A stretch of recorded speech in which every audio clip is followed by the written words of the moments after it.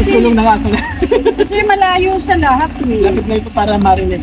Malayo sa palengke, Oh. malayo sa hospital na Tapos, center din naman. na-try nyo na ba? Kasi ang may nagko-complain din na yung ano daw, yung tulay dyan, umaapaw daw. Maapaw daw yan eh. So, ay, hindi nyo pa na-try? Hindi ko pa na-try. Ah, hindi pa naman Ngayon pala pala. kasi naman bumagyo mo eh. Ah, okay. So, anong experience nyo rito? Hindi naman ba kayo nanakawan? Wala namang ano? Puto rito talaga nakawan, maraming rin na Marisol Gas. Maulang araw po sa ating lahat. Ayan, ingat-ingat po tayo dahil merong bagyo ngayon at napasugod na nga po ako dito sa pabahay natin sa Naik dahil meron daw ditong dalawang tulay na kapag umuulan at tuloy-tuloy ay umaapaw daw po. Kaya naman yung mga naninirahan dito ay nahihirapan sila at hindi makatawid at pupuntahan po natin ito. Ayan nga po at papasok na kami niyan sa Erika Luis na kung saan dyan po natin madadaanan pagkalagpas ng Erika Luis yung tulay na sinasabi nila na umaapaw daw po. At eto na nga po siya, natatanaw ko na po yung tulay. Ayan po siya, palusong na po tayo. Lagpas na po tayo ng Erika Luis at nandyan na nga po yung tulay na sinasabi nila na umaapaw. Nang mga oras po na yan ay alas 4 ng hapon kanina, July 22, 2024. At pagdating nga namin dito, napansin ko meron ditong sasakyan na katatak ay developer. So nakakatuwa naman na chine-check din nila yung tulay kung ano bang kaganapan. Napansin ko lang, malakas na rin naman talagang agos dito. At kaya naman sagana dito sa tubig. Tingnan mo naman oh, ang garapan ng ng paligid. Ang dami pang punong kahoy. So ito raw yung isang tulay na umaapaw daw dito at hindi madaanan. So ayan. Sa ngayon, okay pa. Hindi pa naman siya umaapaw. Pero mula pa kaninang tanghali yung ulan. So hanapin natin yung first time ko makarating dito at first time ko lang din makita yung tulay na to. So meron pang isa raw tulay at hanapin natin yun. So paahon na rito. Tara. Let's go! Samahan nyo kami. So kapag dadaan po kayo rito sa lugar na to, lalo na sa gabi, mag-ingat po kayo dahil ito ay medyo matarik po. At ito na nga pong paahon na ito, pagkaahon-ahon ay mapapansin nyo na po, ito po ang Parkstone Balay. Ayan po. Okay, so pasok po tayo at para mahanap na po natin yung isa pang tulay na sinasabi nila rito. At dahil nga hindi ako familiar sa lugar na to, first time ko pa lang, kaya naman nagtanong na lang ako sa aming nadaanan dito sa mga katropa natin. Kuya, pwede magtanong. Saan po rito yung Hyacinth? Hyacinth. Papas pa na circle ka. Diretso lang kayo. Yung Naik View. Doon din. Ay, yung tulay na binaba na umaapaw. Oo, kaliwa na kayo ng konti. Kaliwa na kayo ng konti. Apaw ba ngayon? Hindi pa naman. Thank you. So ayan, sa ngayon daw hindi pa raw apaw. So makikita natin. Let's go. Pansinin nyo po mga padi, lahat ng nadaanan ko po dyan, kaliwat kanan talaga ang pabahay dyan. At ang karamihan po dyan ay wala pang mga tao, wala pang naninirahan. At para po magkaroon tayo ng idea, ayan, mamaya-maya po ay meron na tayong tatanungin dyan, mag-i-interview tayo ng naninirahan dyan, kung saan, taga saang lugar ba sila galing at kumusta naman po sila. So ayan, at sa pagtanong-tanong ko nga dyan, na sabi nga daw ay makalagpas lang daw ng circle. So kakaliwa.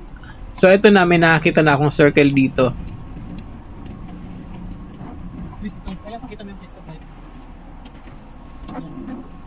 Okay din pala sa lugar na to kasi kahit sulok na, meron ka rito mabibilhan ng kung ano-ano. Tulad niya, no, pag nagutom ka, meron kang mabibilhan ng ulam, na ihawan. Tapos kung kailangan mo rin ng gamit sa bahay, ayan, may hardware din dito. At syempre meron din ditong bakery. At nandito na nga tayo sa ating inaantay na marating ang isa pang tulay dito. At ito na nga yung sinasabi nila na tulay dito. O, palusong nga, palusong. Ba naman, medyo medyo scary to. O, lalo na sa gabi dito. O, kurbada pa. At ito na nga yung tulay. At check upin na natin kung anong kaganapan dito.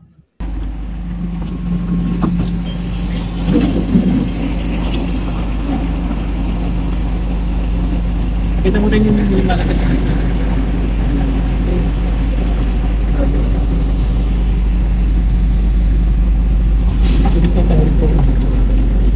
So ito na yung pangalawang tulay na sinasabi nila na umaapaw daw at hindi madaanan pag malakas daw yung ulan. So far sa ngayon, okay naman siya. Naka-standby pa kami rito ngayon eh. Pero di natin alam kung maya biglang dadalawang na yung tubig. So, ikot na tayo. Tanong-tanong tayo sa mga residents kung kumusta naman sa lugar. Kasi nabasa ko sa group na chat group na nung nakaraang gabi merong magnanakaw. Gustong pasukin yung bahay. Buti na lang gising pa yung homeowner.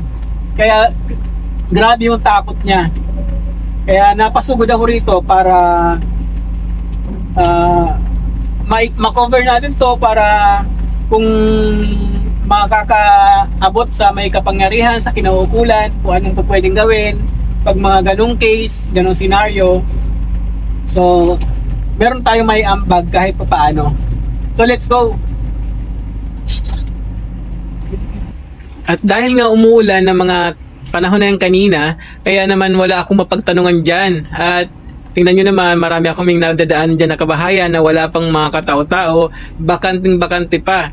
Mayroon naman ako na pagtatanungan, pero mangilan-ngilan lang at hindi rin nila alam kung anong lugar na ba daw yan. So, ayan. Kaya naman, nung may makita akong ali na papalapit naglalakad, bumaba na ako at para kako ito na lang kakausapin ko.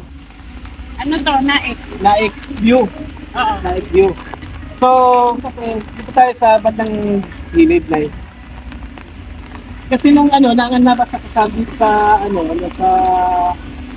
DC ng Naik view na merong humingi ng tulong kasi meron daw magnanakaw na gusto pumasok sa bahay niya. Kung ito lang daw, kasi siya. May anong pangalan eh. Ayun, kaya nagmamadali pa kasi kami. Kayo na lang interview ko. Kumusta naman ba yung buhay niyo rito? Kailan po ba kayo dumating? Dumating kami rito ng nakaraang taon. June. Last year pa, June. June 5. Okay. Ayun ang bahay ko. Yung kampo-kampo ng mitinda. Okay. Kumusta naman pagbuhay? Medyo mahirap kasi, Tulong na nga ako na. kasi malayo sa lahat eh. Lapit na ito para marinig. Malayo sa palengke. Oh. Malayo. Walang hospital na Tapos, center din naman. na-try nyo na ba? Kasi ang may nagko-complain din na yung yung tulay dyan, umaapaw daw. Maapaw daw yun eh. So, hindi nyo pa na-try? Hindi ko pa na-try. Hindi pa naman Ngayon pala pala. kasi naman bumagyo na eh. Okay. So, anong experience nyo rito? Hindi naman ba kayo nanakawan? Wala namang Kasi rito talaga nakawan. Maraming rin na nakawan.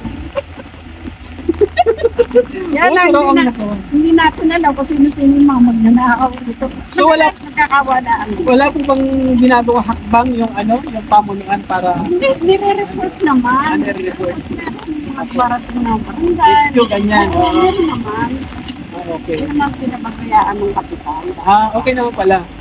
Sa part mo naman, wala ka namang negative na naranasan or Wala pa naman. at wala ka namang anong may advice mo sa mga taga rito ng mga bagong lipat, ganyan. Para Pasensya ka mo, pasensya mo muna yung takbo rito kasi mahirap talaga rito, lalo na pag wala kang pera, wala kang pinagkakakitaan dito. Malayo po sa lahat kasi. anyway, anong pangalan niyo na Beth, Elizabeth Olaer. So, si Nanay Elizabeth Ulaer. At saan po kayo nang galing na Paranaque. Paranaque. Kainin. Kaingin Paranaque. So, anong cause at nalipat kayo rito nasunugan? Hindi, tinamaan ng widening. Na-widening. So, iba-iba pala ang case. May na-widening, meron namang nasunog. Ano pa po yung mga... Yung mga tinatamaan talaga ng mga skyway. Yun. Okay. So, pag alis nyo ron, meron ba naman natatanggap ng pera? Binigyan naman kami ng mayor namin doon, 2,000. 2,000. Tapos yung kapitan namin nagbigay ng 3,000. Sana. Pinupahan kami dito, tsaka konting grocery. Wala na. So, galing sa mayor, 2,000. Sa kapitan, 3,000 plus grocery. Pinuntahan pa pala kayo dito. So, pinunta kami ng barangay captain namin. So sa mga sa tulad niyan, sa di ba bagong punta kayo rito, kumusta naman yung supply niyo ng LPG, ng tubig? Wala, meron naman nagtitinda rito kaya malayo, pupuntakin mo sila. May mga umiikot dito nagbibigay ng number. Oo. So ayan usapang LPG tayo. Alam nyo ba na ang batas na bawal na yung mga bulok na tangke? Yun, alam mo? Updated. Updated pati yung mga hose.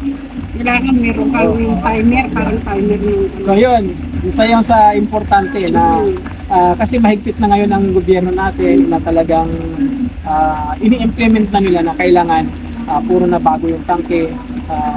Hindi man siya bago, dapat ay requalified na siya. So, kailangan huwag na kayong bibili ng walang tatak. Kailangan talaga may tatak. Tapos sa tubig, meron naman kayo may... Iba rito, wala pang tubig kasi inaayos pa talaga rito. Nung lumipat kami rito, kinakabit talaga yung tubig. Pero hindi nawasa ang tubig dito. Deep well. Ang Meralco naman, mga ilang buwan lang, nakabitan naman kami. Sorry. Nung unang pagdating niyo, wala pa? Wala pa. So, ilang buwan, nakabitan na agad. 3, 4 na buwan. Nagtiyaga talaga yun sa gasera? Hindi, pag may araw, solar. Solar. Ngayon dahil tagulan. Dapat nang wala tubig, diyan kami nag-i-give dun. Ay, toto. May photo dyan. Okay. Yung mga photo. So, thank you na Elizabeth sa sa paunlak mo sa akin. At saan punta niya na yun? Bibili tinapay. Okay, thank you na Tandaan ako, yun yung kanto niya. Opo. So, thank you na Elizabeth. Panoorin niyo yung vlog natin. Ano ba kanina? I-post na namin. Alam namin yung Gusto kong magmarites at lumapit nga ako dito sa mga bakanting lote rito. Although nakakita ko naman na sa mga iba kong napasukan na pabahay, eto gusto ko talagang makita at maipakita rin sa inyo kung anong meron dito.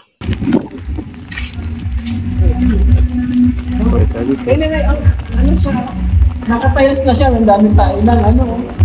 Ito yung mga itsura nung okay naman siya. Tapos nakatiles pa yung ano. Ba ang galing dito tayo sa kabilang ano. Ang lahat ba ito nakatiles?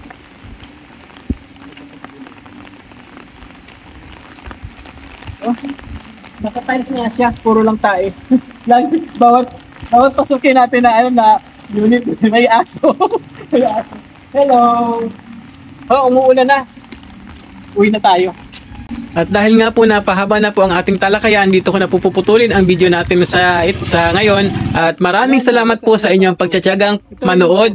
Thank you so much sa inyong pagpupuso at pag-share. At sana po ay patuloy niyo po pong abangan ang ating mga susunod na videos. At follow for more updates po mga madi, mga padi. Thank you so much for watching. Ito po si Santi nagsasabing masaganang buhay po sa ating lahat. Ako doon sa sasakyan. Yep, tingnan natin ha. Testingin natin kung may... Ayun! Yep!